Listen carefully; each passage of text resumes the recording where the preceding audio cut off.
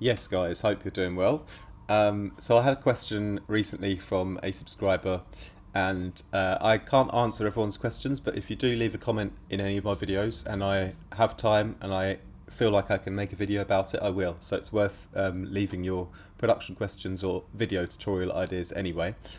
So Lunch for a Lion said, what do you use for a hi-hat, shaker, ride sample? What judgments do you make that lead to selecting one over another?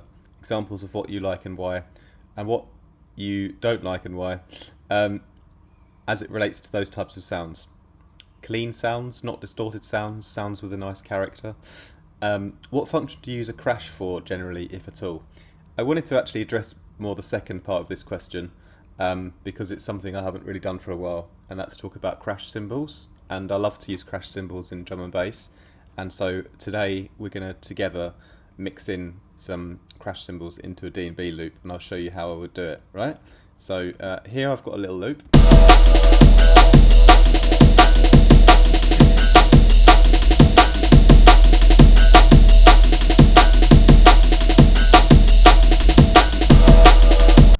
And what I've done is I've downloaded 5 crash samples from freesound.org, pretty randomly chosen, and we're going to start off just by using a crash cymbal at the start for an impact kind of splash, you know? And so the first thing that I want to do is I want to pick a crash that I like the tonality of, you know? So yeah, the main thing is about selecting the exact crash sample that has the best character and sound. Like, that's the #1 priority.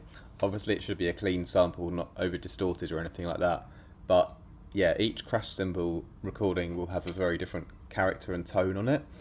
And you can also have certain crash cymbals that are more atonal, like they don't have a particular pitch or tone, and some cymbals will have a clear like tone to them, almost like, you know, like a melodic note on them. And in drum and bass, like if you have those crashes which are atonal, like they're kind of more just like white noise, it's going to be easier to fit into any of your loops, like it's going to work on most things. But if you've got a crash with a real obvious like pitch to it, like a real clear tone, it might not necessarily fit your track, depending on the key of your track and also all the other harmonics going on.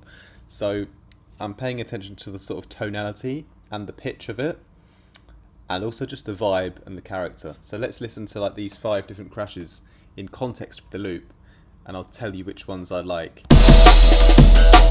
So that one's not too bad. Let's try this one. That's nice, it fits quite nicely in the background there. Let's try this one. That one has an interesting character to it, I do quite like that. Gives a spacey vibe. This one. This one's like a realistic crash recording. It would need quite a lot of work to fit. It sounds a bit old school. This one as well, quite nice and short, but has a nice character to it as well. But yeah, they all kind of work quite well. I could get them all to work, to be fair. And so the way I would process them would be pretty much the same across all of them. Would I do similar stuff, and it would be mostly EQing out any rumble that doesn't need to be in there. So let's start with this one. You can see there's loads of rumble in this first crash.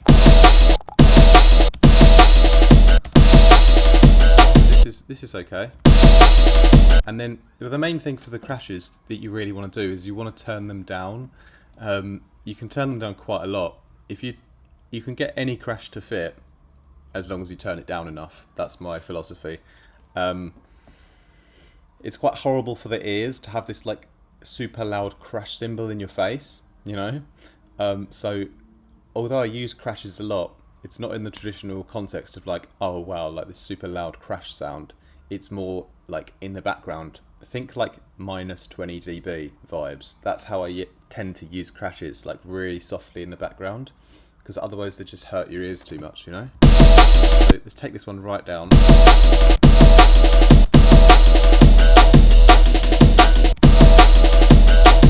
So that's pretty good. We can add reverbs and things as well, but let's just do this EQing and mixing the volumes first. So again, this one here, it's got a nice length to it. Let's take some of that low end out.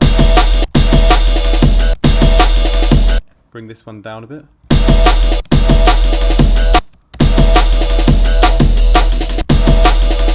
It's pretty good. Let's do another one over here. This one has like almost like an atmospheric shot on it. I like that though. Feels like a little jungle sound or something. Bring that one down.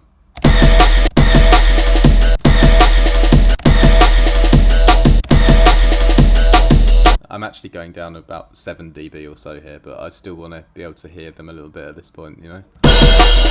This is our like classic kind of drum kit recorded crash.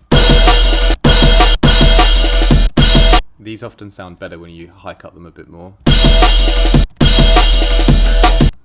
High pass, high cut, you know what I mean.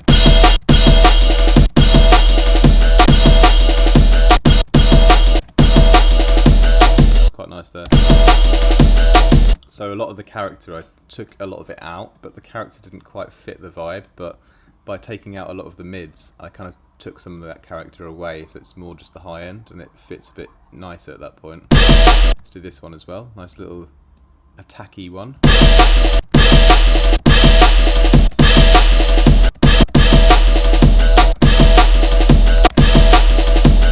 So now we've got the mix down to some nicer volumes. What we could do is we could also arrange them in a way so we have a few different crashes at different points, you know.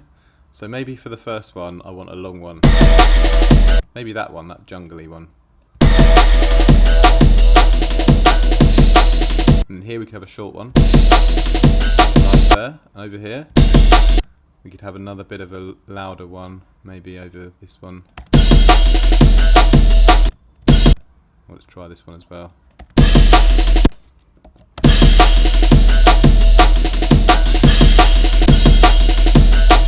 Yeah, and then over here.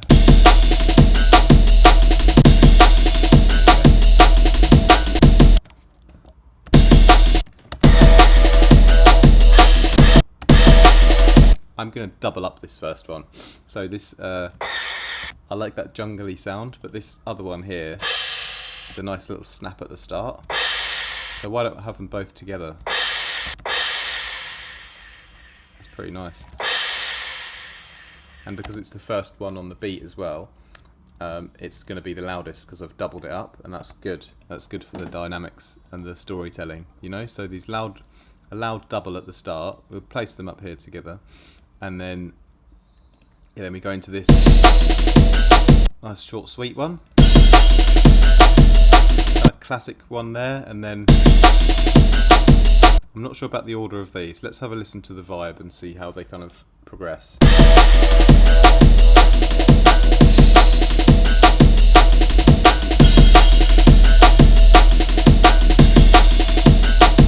Let's try this one over here, and maybe this one here.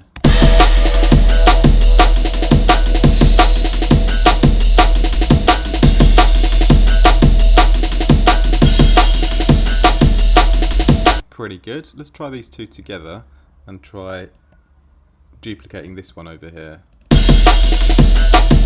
Let's try that.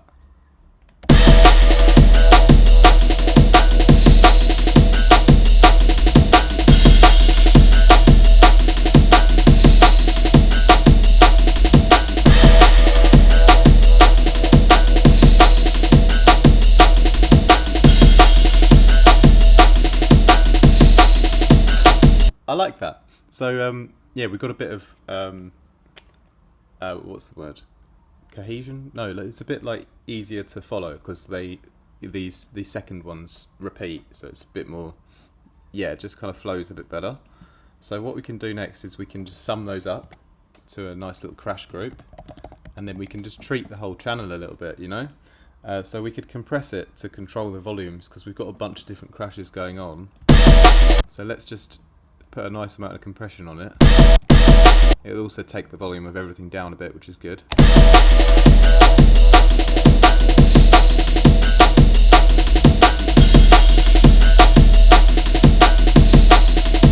this is pretty good. I probably don't need to do any transient shaping, but I could do a little bit just to make sure that it doesn't really interfere with the kick, because they're sitting on the kicks a lot of the time, you know. Take a bit of that transient out, and then finally we can just put them all in a nice room together. Just crack a bit of reverb on everything. I could do delay as well perhaps, but mostly just a bit of reverb, a nice long reverb I would say. Not too loud, but we'll do a little bit of delay as well, just because I think they could all, yeah, be a nice little bit longer. So because some of them are quite short, you know. So just the dual delay will be fine, and all we'll do is take that nice and long, turn the feedback up a little bit, and then just bring the mix down quite a lot. So it's about 10% or so.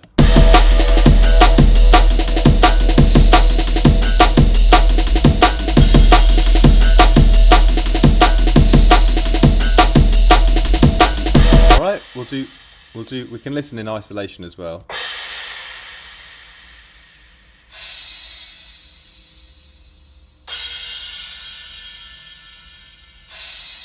Yeah, really nice and smooth and in the background. I really like those.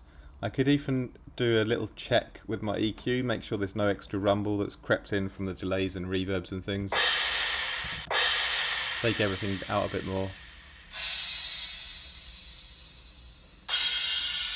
Now, if I really wanted to give them some extra variation, I could put a little pitch drift on them, perhaps using the Baby Audio pitch drift, or this one takes out a bit of high end sometimes, but I could also just put on a bit of tape, for example. I'd probably be more likely to do that because I prefer this plugin. Yeah, nice little bit of tape on the whole channel, on the whole group. Sorry. Choose a preset. There you go, slight drum character. Perfect. We'll just mix that in a bit.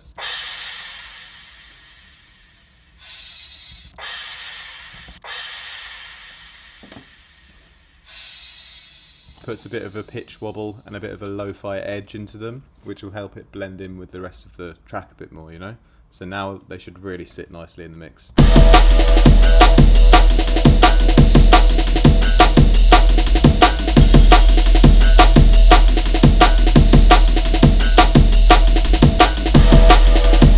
And they're really, really low down, you know, and that's where I like them in drum and bass. That's where I want my crashes, like really at the back of the room, you know?